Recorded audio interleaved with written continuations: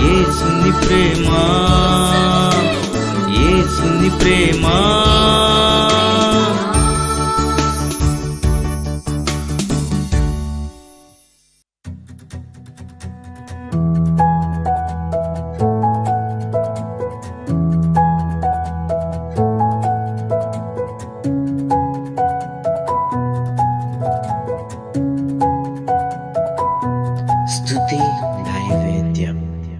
ప్రేమ కలిగిన దేవుడు, తండ్రి అయిన దేవుడు తన ప్రియమైన కుమారుని ఈ లోకానికి దేనికి పంపించాడో తెలుసా? ఆయనలో ఉండే కృపను పంచిపెట్టడానికి, యోగ్యత లేని వారికి యోగ్యత ఇవ్వడానికి, కనికరించడానికి, జాలి చూపించడానికి తన ప్రియమైన అద్వితీయమైన కుమారుణ్ణి కృప పంచడం కోసం ఈ లోకానికి యేసయ్యను పంపించాడు. ఆ కృప ఎంత గొప్పదంటే ఆకాశం ఎంత ఎత్తో ఎవరికి తెలియదు కదండి. మనం పైన చూసే ఆకాశం కాదు, మహాకాశాలు ఉన్నాయట, 7 ఆకాశాలు ఉన్నాయని చెప్తారు. అందులో మధ్యాకాశానికి యేసయ్య రెండోసారి వస్తాడని చెప్తారు. అయితే ఆ ఉన్నతమైన ఆకాశం అంత ఎత్తైనది దేవుని కృప అంటున్నాడు కీర్తనాకారుడు. దేవునికి స్తోత్రం చెల్లిందాం. ఎంత ఎత్తో ఆయన కృప. ఆ విస్తారమైన కృపను దేవుడు మనకి పంచిపెడుతున్నాడు. నిజంగానే 5-6 నెలలు పనులు లేవు ఎవరికి. బయటికి వెళ్ళడానికి భయం, పని చేయడానికి పని లేదు. అందరూ షాపులు మూసారు, ఆఫీసులు మూసారు, కాన్వెంట్లు, మొత్తం చదువులు అన్నీ, పెద్ద పెద్ద ఫ్యాక్టరీలు మూతపడ్డాయి. తినడానికి మాత్రం దేవుడు ఏం చేశాడు తెలుసా అండి? విస్తారంగా మంచి కాయగూరలు పండేలాగా దేవుడు చేశాడు.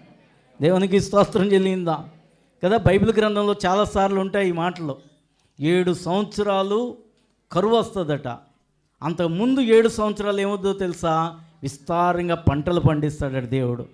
ఇలాంటి భయంకరమైన కరోనా అనే వ్యాధి వస్తుందని దేవునికి తెలుసు, మనకైతే తెలీదు.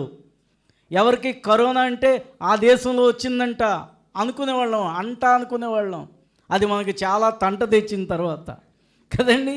అందరూ కూడా కరోనా చైనాలో వచ్చిందంట, అక్కడ వచ్చిందంట అనుకున్నామే కానీ అది మన దేశానికి కూడా వస్తుందని మనకు తెలియదు. కానీ ఎవరికి తెలుసా?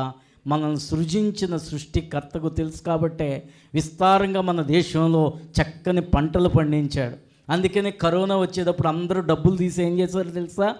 మేము పంచుతాం అని అన్ని కాయగూరలు, బియ్యం అన్నీ కూడా విస్తారంగా పంచడాన్ని బట్టి మనం అందరం కూడా ఏం చేశారండి?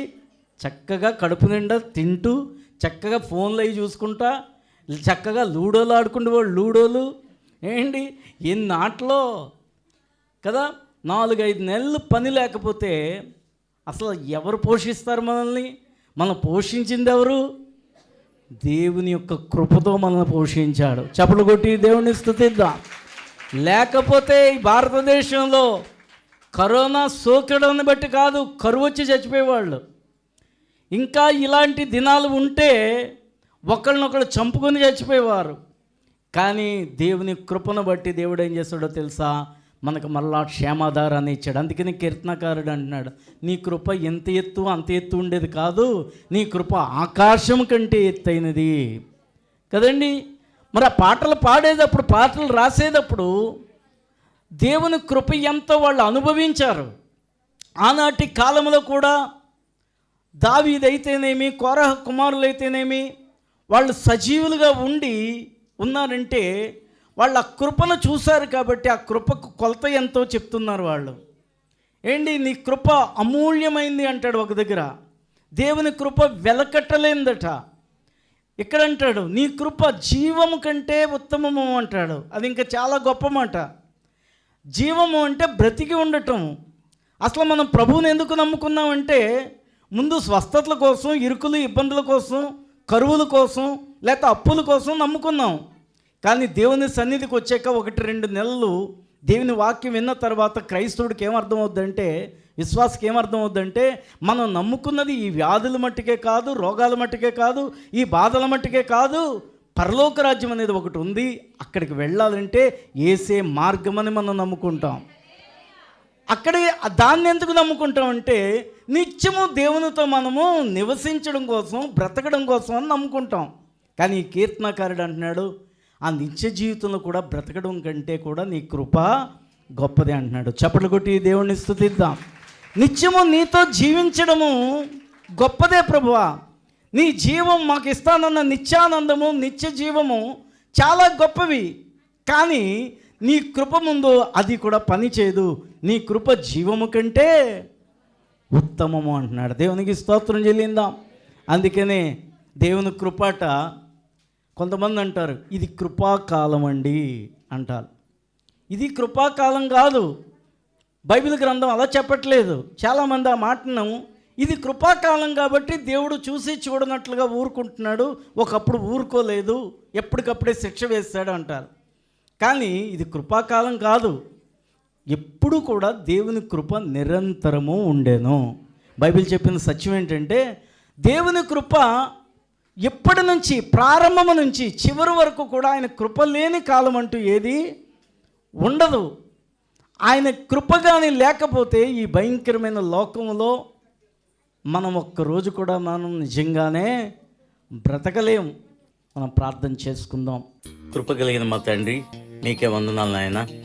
ఈ సంవత్సరం అంతా మమ్మల్ని కాచి కాపాడో ప్రభువా. ఇదోనైనా నీ బిడ్డలందరినీ కూడా దీవించి ఆశీర్వదించండి, నీ కృపతో నింపండి. ఈ కార్యక్రమాన్ని నిత్యము చూస్తున్న ప్రతి కుటుంబాన్ని కూడా ప్రత్యేకమైన దీవెనలతో నింపండి, కృపను అనుగ్రహించండి. వారి కుటుంబాల్లో ఉండే ప్రతి అవసరత, అక్కర మీరు తీర్చమని, నీ కృపలో ప్రతి ఒక్కరిని కూడా పాలిభాగస్తులుగా చేసుకోండి. ఇంకా రక్షణ లేని వారికి రక్షణ అనుగ్రహించండి, మంచి ఆరోగ్యాలు దయచేయండి.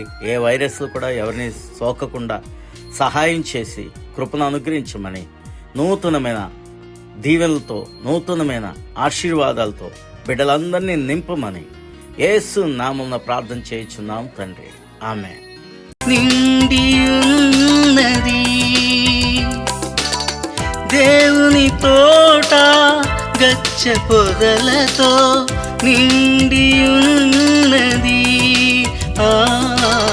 ఖడ్గము తీయుము తెగ నరుకుమురా, ఖడ్గము తీయుము తెగ నరుకుమురా, చదునుగా మార్చుము, ఓ రోదన చేయుము. ఓ